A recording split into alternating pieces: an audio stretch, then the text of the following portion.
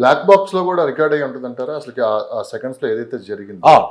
చాలా వరకు రికార్డ్ ఏం జరుగుతుందంటే బ్లాక్ బాక్స్లో చాలా వరకు ఏంటంటే ఇంజిన్ ఏ విధంగా పర్ఫార్మెన్స్ అయింది, ఓకే, ఇంజిన్ ఏ విధంగా జరిగింది, ఇంజిన్ ఫెయిల్యూర్స్ ఏం జరిగింది, ఎప్పుడు జరిగింది, ఏ టైంలో జరిగింది, రెండు ఇంజిన్స్ ఎట్లా పనిచేస్తున్నాయి, ఏ విధంగా ఫైర్ ఎప్పుడు అంటుకుంది, ఫైర్ వార్నింగ్స్ ఏమేమి మిగతా వార్నింగ్స్ వచ్చినాయి ఎయిర్క్రాఫ్ట్లో, అవి ఎప్పుడు వచ్చినాయి, టైమింగ్స్ కూడా మనకి అది స్పెసిఫై చేస్తుంది అన్నమాట. ఇప్పటివరకు పబ్లిక్ ఏమనుకుంటున్నారంటే ఆ బ్లాక్ బాక్స్ లో ఎవరైతే పైలట్స్ ఉన్నారో వాళ్ళ మధ్య సంభాషణ ఏం జరిగింది అనేది రికార్డ్ అవుతుంది అనుకుంటున్నారు. వాయిస్ ఒక్కటే కాదండి, మొత్తం కంప్లీట్ గా ఫ్లైట్ సంబంధించిన డేటా మొత్తం పారామీటర్స్ ఉంటుంది, గ్రాఫికల్ లెవెల్స్ లో కూడా వస్తుంది, ఏ స్పీడ్ లో ఉంది ఎయిర్క్రాఫ్ట్, ఏ స్పీడ్ లో డౌన్ అయింది, height parameters, speed parameters and indication parameters, అన్ని చాలా వరకు పారామీటర్స్ ఉంటాయి, అవన్నీ అనలైజ్ చేయాలన్నమాట.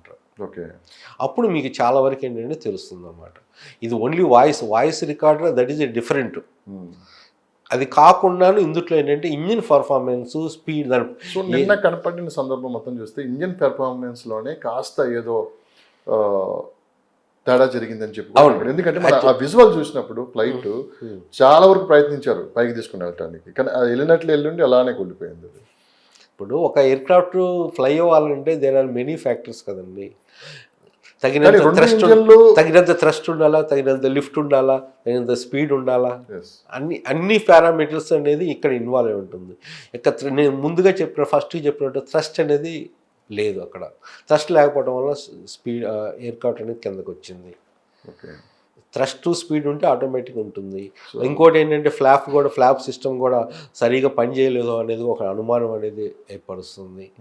అది సో ఇలాంటి సందర్భంలో బోయింగ్ కంపెనీ వాళ్ళు కూడా వచ్చి మొత్తం ఇంట్రాగేషన్ చేస్తుంటే వాళ్ళు కూడా అనలైజ్ చేయాలి కదండి. డెఫినెట్గా ఏంటంటే ఇప్పుడే ఇమీడియట్గా నార్మల్గా నాకు తెలిసినంత వరకు ఇప్పుడు ఆల్రెడీ మిగతా ఏ బోయింగ్ 787 ఫ్లై చేయని ఎవరు ఇప్పటికి ఎయిర్క్రాఫ్ట్ కూడా ఒకసారి చెక్ చేసుకోవాలి, వాళ్ళు అన్ని చెక్ చేస్తారు. మీరు అన్నారు కరెక్ట్ మాట. ఇప్పుడు సో ఫ్లైట్ ప్రతి ఎయిర్పోర్ట్లో ఎక్కడైతే డెస్టినేషన్ ఉంటుందో అక్కడికి ల్యాండ్ అయిన తర్వాత మళ్ళీ ఒకసారి చెక్ చేస్తారు. ఏంటి సార్ బేసిక్స్ అసలు ఏం చెక్ చేస్తుంటారు?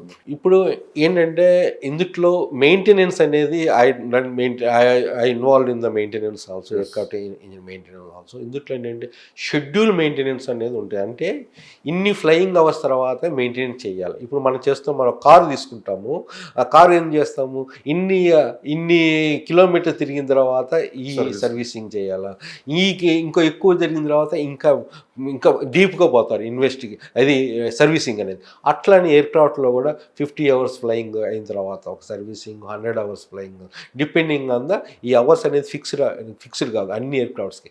డిపెండింగ్ ఆన్ ద ఆ ఎయిర్క్రాఫ్ట్ మ్యానుఫ్యాక్చరింగ్ ఏం చేస్తారంటే ఇన్ని అవర్స్ ఫ్లయింగ్ అయిన తర్వాత ఈ చెక్ చేయాలా, ఈ సర్వీసింగ్ చేయాలా, ఇట్లా చేయాలనేది ఒక SO మొత్తం ఇది ఉంటుంది, ఒక బుక్లెట్స్ కానీ అదేంటంటే అది again it will be done by the authorised people in the authorised hangars, authorised deports అనమాట. అది they will see that it is the responsibility of the aircraft owner, aircraft airline అంటే ఇక్కడ ఎయిర్ ఇండియా వాళ్ళు it is responsibility. ఇంకోటి ఏంటంటే దీన్ని సరిగా చేస్తున్నారా లేదా అనేది కూడా సూపర్వైజింగ్ అథారిటీ, స్టాచ్యుటరీ అథారిటీ వచ్చేలాగే DGCA. అంటే దాన్ని సూపర్వైజింగ్ చేయాల్సిన బాధ్యత ఎవరు? Director General of Civil Aviation, DGCA వాళ్ళు చేయాలా. DGCA నుంచి కూడా బోయింగ్ మన ఏదైతే ఎయిర్ ఇండియా వాళ్ళకి చాలా వరకు నోటీసులు వెళ్ళాయి. ఒక 6 నెలల నుంచే వాళ్ళు నోటీసులు కూడా పంపిస్తున్నారు, కానీ ఇటు సైడ్ నుంచి ఎటువంటి రెస్పాన్స్ లేదని చెప్పి కూడా ఒక వార్త విన్నాము. అనండి, ఇప్పుడు అదే చెప్తున్నాను కదా.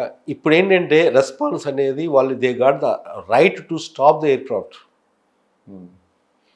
They can tell that this aircraft is not flight worthy. Airworthiness officer ఉంటారు దాంట్లో. they will certified that this aircraft is not fit for the flying. They have to exercise the power. If they're not, if the airline is not obeying their orders, it is their they got the authority to stop the flight. That's all, very simple. మీరు చూసుకుంటే కూడా ఏంటంటే చాలా flights కూడా ఏంటంటే ఇప్పుడు నేను just ఒక చిన్న ఎగ్జాంపుల్ చెప్తాను. పైలట్ ఎర్రర్తో కూడా రెండు ఇన్సిడెంట్ ఎయిర్ ఇండియా అంతా ఒక ఎయిర్ ఇండియాది ఇండియన్ ఎయిర్లైన్స్ మెయింటెనెన్స్ రికార్డు మనం చూసుకుంటే ఎక్కువ ఫ్లైట్ ఇన్సిడెంట్ ఎక్కువ జరిగింది. మొన్న మధ్య యాక్చువల్గా టాటా వాళ్ళు తీసుకున్నారు. అంతకుముందు అది పబ్లిక్ సెక్టర్ అంత ఫస్ట్ అది మళ్ళీ టాటా వాళ్ళ దగ్గరే ఉంది. ఆ తర్వాత పబ్లిక్ సెక్టర్ అయింది. పబ్లిక్ సెక్టర్ నుంచి మళ్ళీ ప్రైవేటైజేషన్ అయింది. టాటా వాళ్ళు తీసుకోవడం జరిగింది. ఈ టైంలో కూడా ఏంటంటే ఇండియన్ ఎయిర్లైన్స్ పబ్లిక్ సెక్టర్ ఉన్నప్పుడు చాలా ఇన్సిడెంట్లు జరిగినాయి. Especially only why this aircraft Indian Airlines alliance and ఈ ఎయిర్క్రాఫ్ట్సే ఎక్కువ ఎందుకు జరుగుతుంది అనేది ఒక క్వశ్చన్ మార్క్ అనేది మనకు జరుగుతుంది. అట్లానే ఎయిర్ ఇండియా 855 పైలట్ ఎర్రర్తో జరిగింది. అవన్నీ చాలా ఎప్పుడు 1978లో ఇండియన్ 605 అట్లానే మెకానికల్ ఫెయిల్యూర్ వలన కూడా జరిగినాయి కొన్ని. అది పాట్నాలో ఒక ఇంజిన్ ఫ్లేమ్ అవుట్ అయింది. అట్లానే వెదర్ కండిషన్స్ మనం చూసాము. మన Rajasekhar Reddy chief minister AP helicopter weather condition severe weather condition కేరళలో జరిగింది. మనం రీసెంట్గా కూడా చూసాం అమృత్సర్ దగ్గర ఒక సివియర్ టర్బులెన్స్ ఎయిర్క్రాఫ్ట్ డ్యామేజ్ అయింది. అదే డ్యామేజ్ ఎక్కువ ఉన్నట్టు ఏమయ్యేదండి, it may lead to the accident అనమాట. ఈ విధంగా అంటే అటు వెదర్ కండిషన్స్ వల్ల ఉండొచ్చు, అట్లా ఉండే శాబటేజ్ వల్ల ఒక ఎయిర్క్రాఫ్ట్ మనకి హైజాకింగ్ జరిగింది. దానివల్ల కూడా కొన్ని చోట్ల శాబటేజ్ కూడా చేశారు ఎయిర్క్రాఫ్ట్ కూడా. దానివల్ల కూడా లాస్ అయ్యేదానికి అవకాశం. ఎయిర్ ఇండియా 182 1985లో ఖాళిస్తాన్ శాబటేజ్ జరిగింది. అంటే డిఫరెంట్ రీజన్స్ ఉన్నాయి. కానీ ఈ సిచ్యువేషన్స్లో బయట కూడా మీకు గమనించవచ్చు, పాకిస్తాన్ ఇండియా వార్ కానీ కన్స్ట్రక్ట్ కానీ ఈ సిచ్యువేషన్స్లో nothing, all the sides all the directions it will B investigation కూడా చాలా ఇంపార్టెన్స్.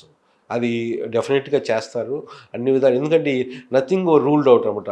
వెదర్ అయితే లేదు, అది మాత్రం గ్యారంటీ. కానీ అది వెదర్ కాదు.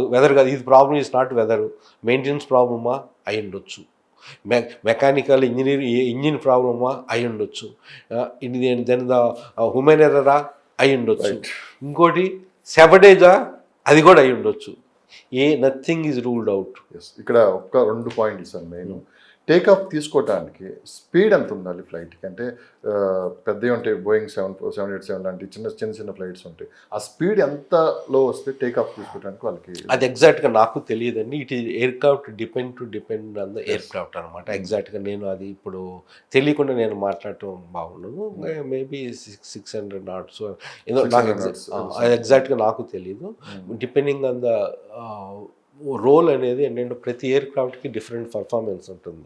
ఎయిర్క్రాఫ్ట్ ఉంది. బోయింగ్ 738 డిఫరెంట్ స్పీడ్ ఉండొచ్చు, బోయింగ్ 787కి డిఫరెంట్ స్పీడ్ ఉండొచ్చు. అదే ఎగ్జాక్ట్గా ఆ డేటా అనేది it is very critical to know it and remember it. So landing అప్పుడు కావచ్చు, టేక్ ఆఫ్ అప్పుడు అసలు మినిమం స్పీడ్ ఎంత ఉంటుంది? ల్యాండింగ్ అప్పుడు కూడా అండ్ స్పీడ్ తగ్గిస్తారా? తగ్గిస్తారు, డెఫినెట్గా తగ్గిస్తారు. గాలిలోనే తగ్గిస్తారు. గాలిలోనే తగ్గించుకుంటే మినిమం ఎంత స్పీడ్ ఉంటుంది సార్ ఫ్లైట్ అసలు ఫ్లైలో ఉండడానికి? ఫ్లైట్ అనేది ఏంటంటే మినిమం ఏంటంటే వచ్చేకి ఇప్పుడు నార్మల్గా వాళ్ళు ఎగ్జాక్ట్గా అయితే నాకు పూర్తిగా తెలియదు మినిమం స్పీడ్ అనేది. స్పీడ్స్కి వచ్చేళ్ళకి ఆల్మోస్ట్ 750 knots కానీ 600 knots కానీ అట్లా ఉండొచ్చేమో. ఎగ్జాక్ట్గా నాకు తెలియదు అది.